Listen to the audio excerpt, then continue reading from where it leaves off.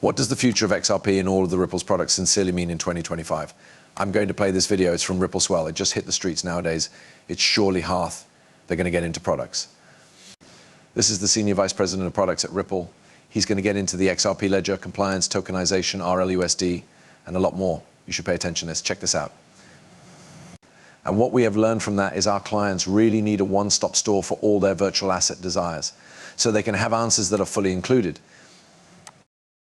This isn't actually a surprise. There is precedent for this. If you have a look at a number of the conventional net agencies, no matter what enterprise those businesses are in, they all want the commonplace additives of compute, garage, and networking. And they could purchase these from one-of-a-kind vendors and sew it together. And historically, that is what they did a long time ago. But that creates a big amount of overhead in integrating those offerings, a way that they don't carry out as well as they may if they are all tightly coupled. And it ends in extra disjointed patron experiences. So with that, during Thoughts, Ripple is building out this suite with a purpose to meet all of the wishes of our customers so as to tokenize, shop, and alternate, and flow their digital property. So with that, during Thoughts, I'd like to dive into the product suite and speak about what we have in keep within the coming months and into 2025. So I'm going to start with the XRP ledger, due to the fact the first step in the virtual asset lifecycle is to tokenize an asset. Remember when they built the XRP ledger proper, they saw how first-rate Bitcoin is, but how could we enhance it, right? How could we get a DEX that truly is built into it, right? A KYC compliant, all of the stuff that Ripple's built on top of the XRP ledger in their products proper. They definitely understood that XRP could be an actual global reserve forex, a bridge asset, right? All the things that Bitcoin could not do, they baked all of that stuff proper into it. And then Ripple's like, good day, we're going to construct all of this banking software program on top of it. And boom, it really works like a charm. Can't do whatever at the blockchain until you get the property onto the blockchain. And the XRP ledger is honestly the excellent tool to try this. XRP ledger became reason built for economic packages, and it has all of the key components which can be essential to build a decentralized monetary application built into it.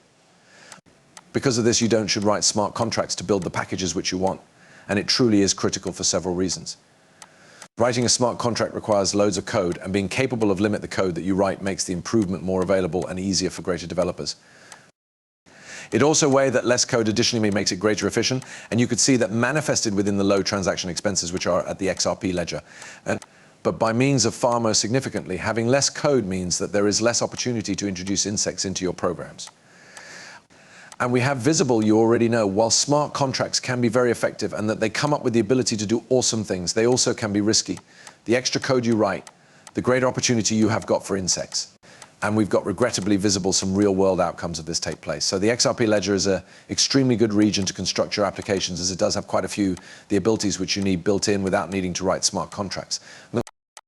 So Ripple obviously doesn't personal the XRP ledger. It's open supply, it's decentralized, it is community owned because our complete product suite is constructed on the XRP ledger. We make great contributions into this and into the community.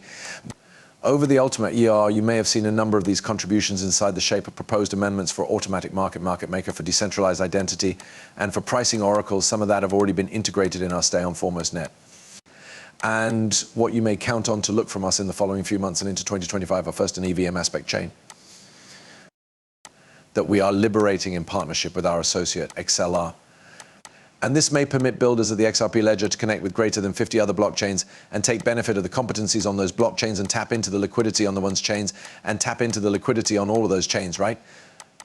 It can all flow via the XRP ledger. That is what we are seeking to get to proper. All this liquidity that is going to be tokenized, right? Real estate, the tokenization of art, right?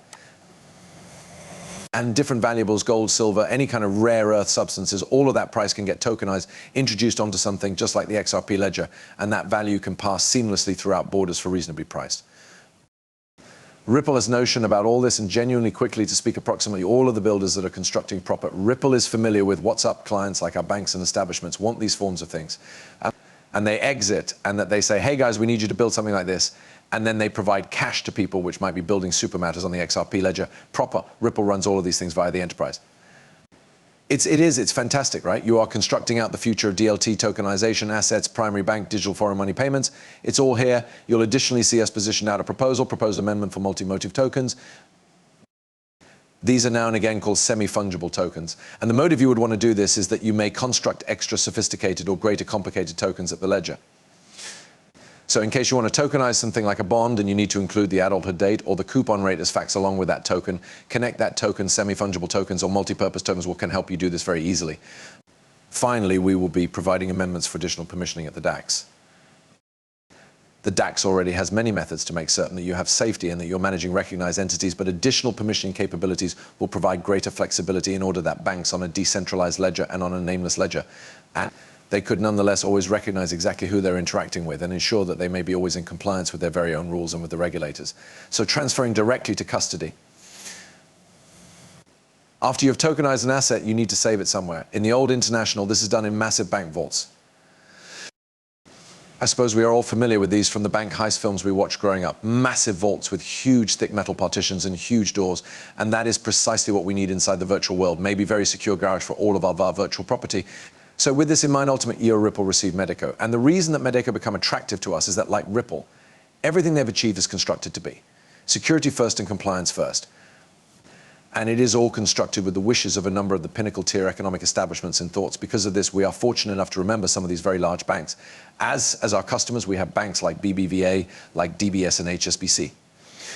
HSBC is one of the pinnacle three, right? Citibank, HSBC, and Chase are chargeable for loads of the world's past border payments proper. And when you have a companion like HSBC, other banks see that and they're like, hey, HSBC is one of the major companions with Ripple. We can, if it is excellent sufficient for HSBC, that is one in every of the largest banks inside the international is ideal sufficient for them. Right.